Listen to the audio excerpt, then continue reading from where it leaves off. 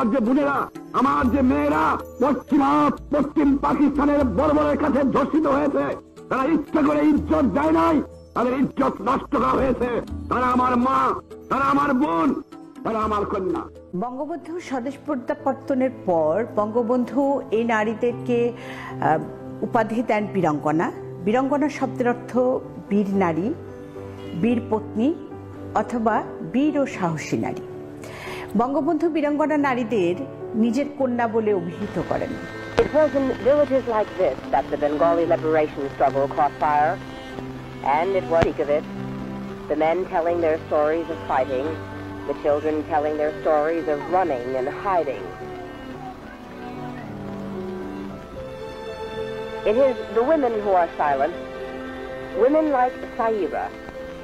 She is 16 years old, a widow, and pregnant, and one of them turned back with the child of a Pakistani soldier.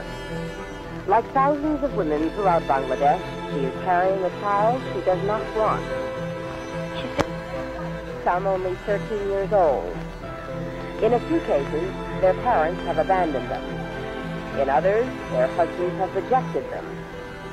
About 70 have had abortions, and those who have had their babies plan to give them away. Most of the girls here were held prisoner by the Pakistani troops in the army barracks. For weeks, each day and each night, they were forced to submit to whatever the soldiers demanded. Sheikh Mujibur Rahman has said that these women are heroines. But politics, the war, and even the liberation are not really the concerns of these women. They are the innocent victims of war, and the children they bear will share in their grief.